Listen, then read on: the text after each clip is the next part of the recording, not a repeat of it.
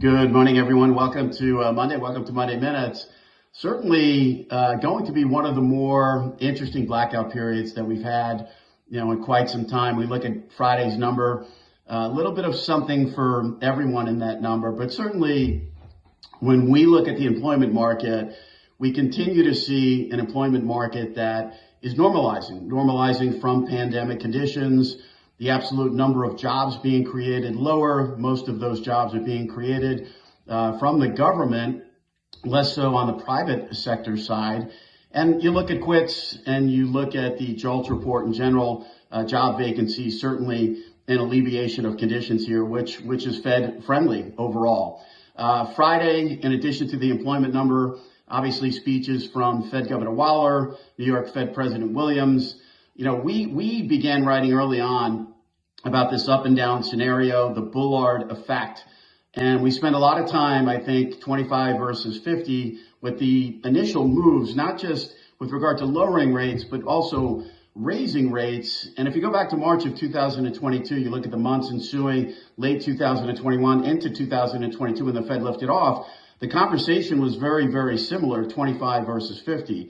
The Bullard effect, Fed Governor Waller, both out of the St. Louis Fed, that 1994-95, the up and down, Fed Governor Waller referencing the fact that he favored these outsized moves with regard to rate hikes and similarly could be convinced to do the same on the way down. So not a definitive statement, certainly open-minded, so 50 can't be ruled out.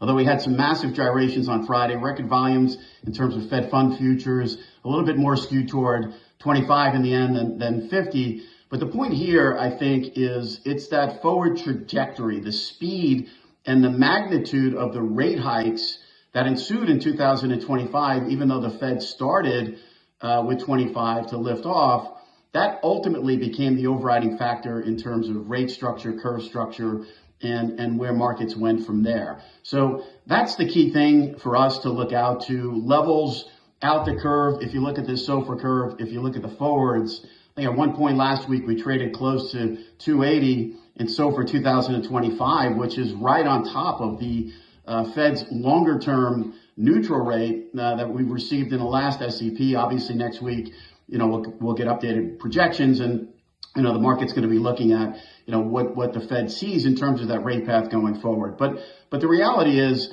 a rate market over time that gets in and around 3% over the course of a year, a couple of years, how the Fed ensues from here, that speed and magnitude is probably much more relevant, and why they're moving, what type of speed, what type of magnitude, why they're moving, much more relevant than what this first rate cut looks like next week.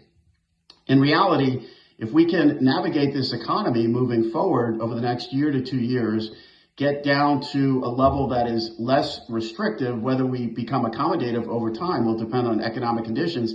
That's not a bad scenario at all. Where we don't want to wind up is back at the zero lower bound. We don't want to wind up in a scenario where the balance sheet is expanding. So that's to us is very relevant for markets in a bigger picture sense. It may not be the overriding factor right here, and we're going to have to navigate through that. We're going to have to see how this economy evolves.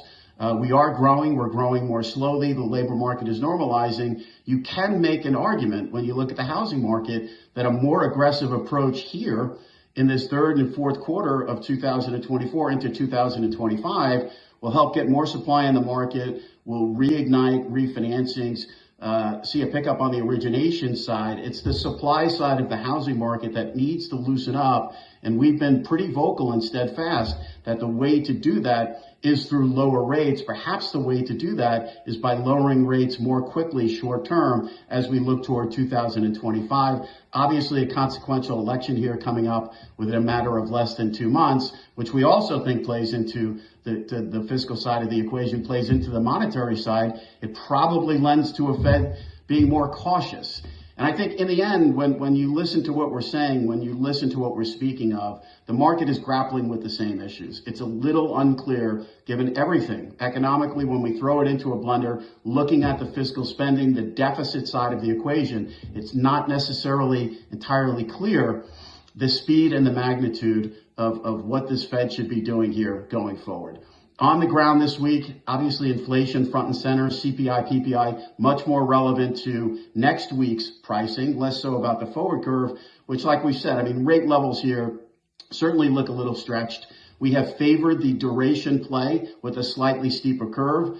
From here on out, I mean, certainly there's room below in terms of interest rates, but we probably prefer to play it less from a duration perspective and more from a curve perspective. And with that, we get long end Treasury supply this week, which should ultimately be a good test for absolute rate levels and this recent move that we've seen. Wishing everyone a great week ahead. I'm Greg Faranello. I'm head of US rates for AmeriVet Securities.